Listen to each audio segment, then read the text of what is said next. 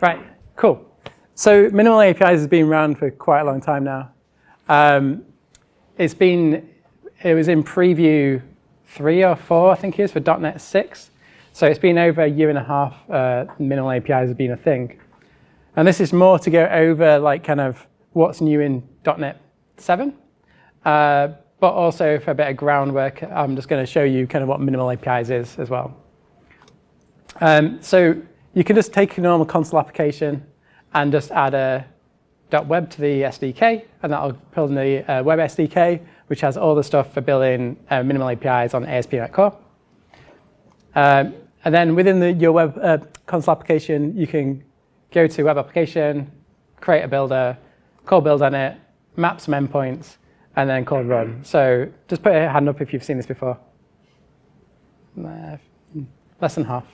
So this is very similar to Express or Bottle or Flask or many other frameworks. And the idea is it's nice and simple, easy to get going, it just works.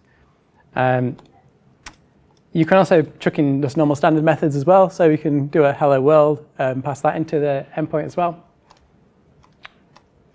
And then we can also, all like normal configuration, login, and services are just hanging off of the builder as well. So it's just pretty much how the old one is, but it's just nice and slick in hanging off everything else. So I'll just do a quick demo of that to show how easy it is to start off with. So if we go over to here,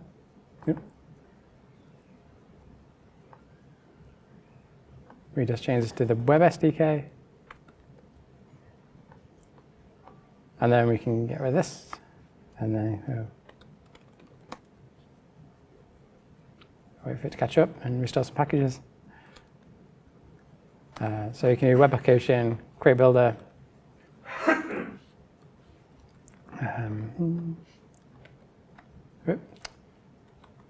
So hard typing for people.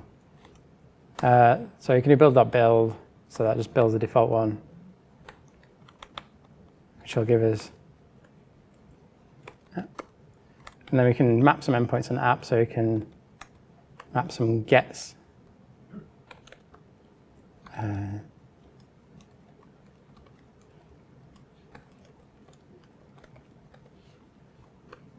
we can also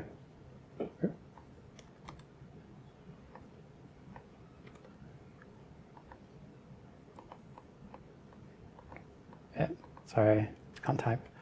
And then we can just go run it. So then if we run this, we'll have an API spun up and ready to go in a matter of seconds, which is good.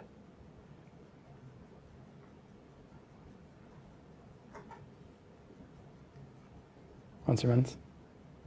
Come on. So we can give it here. So that one does dotnetsheff, and then if you do world, sorry. We've got our hello world endpoint as well. So that makes it really easy to just kind of get going and throw an API together pretty fast. So that's the demo. That's just a bit of a kind of groundwork for it. So this is more about the .NET 7 features that are coming out in the November release, so in a month's time. So one of the first things is this really exciting one. So like you saw, we did a map get. There's also a map post and a map put. There's not a map patch, so they've added a map patch. You can actually do this already, but it's not as slick as just doing map patch. So there's a map patch now. But this doesn't include JSON patch specification. It is just you have to handle all that yourself. It can also deal with file uploads. So if you bind to an iForm file, which is here, you can just like take a file, what's been uploaded, and then just stream it somewhere else. And this is a lot more efficient because it's just using streams instead of just byte arrays. It also supports streams as well, so that's very similar. So you can just take the body and just go stream the body of the payload somewhere else as well. We have a bunch of descriptions as well. So for the Swagger documentation, if you've ever seen that before, the OpenAPI specifications, you get a description on your endpoint, and if you want to change the description, you can just do with description now. There's also this other weird way of like just attributes, but I'm not really that keen on that. But it's just the same as, very similar to like the old ASP.NET Core way of doing things. But you can also do that, and it'll take that description and put it in your Swagger file. You can also now bind to arrays and string values. So this one takes tags with a Q1, Q2, and Q3, and this will just bind it straight to an array here in the method. And then you can also do string values as well. So that's fairly simple.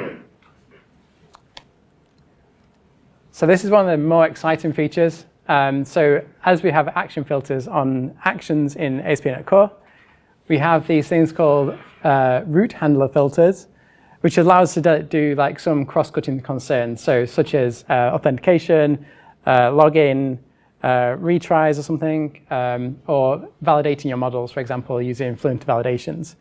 So this is a rudimentary kind of way of validating your models. So it takes in a context and a next. We have to always call next to actually do the next bit of the pipeline. And then you can also check the parameters of what the method calls. So this has got a parameter of 0 in here, which is name. And then we can check that that's Bob. Then we want to say Bob's not allowed, because we're not very nice to Bob. But that's kind of a bit of a rudimentary way we can validate this name object, what's been passed in. You can do that with other bits of objects or complex objects as well. You can also implement that not just using a delegate, you can actually use a interface. So if you implement an iRoot handler filter on any class, it gives you an invoke async method, and then you just get the same context and next in it as well. So and then you can just DI that in if you want to, which is this way. So you can actually just add it as a new instance and pass the instance into it, or just pass the actual, it is a generic argument into it and it'll create it for you. Another thing is result streams. So that as we can stream things going in, we can also stream things going out.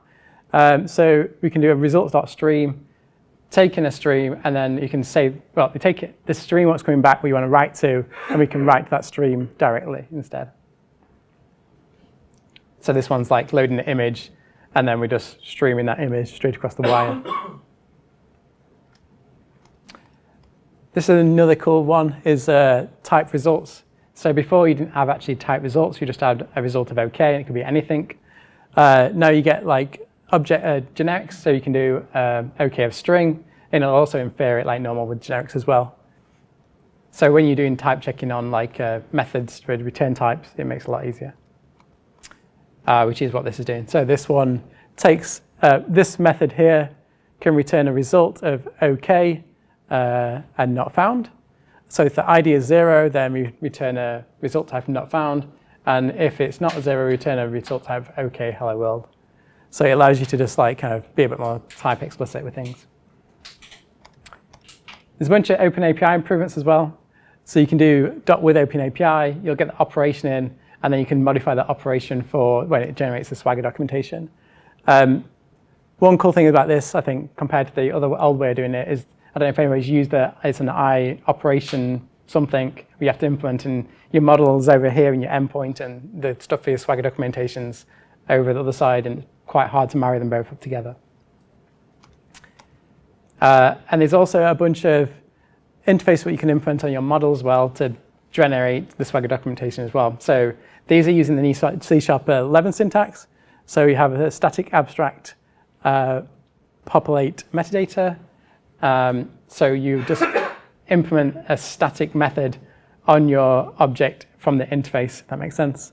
And then this context here, you can just modify that context for when it's generating the Swagger documentation for the model. We also have groups as well, so you can map to a group. So you can map, say, I want a group /people, and then on people, I want to do a get from the ID and a post as well, with the different endpoints on there. JWTs are pretty easy to implement now, so you just call add JWT bearer, and then you just set up some configuration like that, which has the issuer, the audience, what you are, and the default schema as well. And it just works it all out, does the validation from the tokens, and then sets up the right claims principles for you. Authorization policies as well are a lot more slicker. So the policies used to live somewhere else compared to the endpoints, and used to have a string to kind of like couple them both together. Now you can just add a dot requires authorization, and then say it requires a claim. So this one requires a claim of scope read, and if not, it'll be unauthorized. The next one is parameter arguments.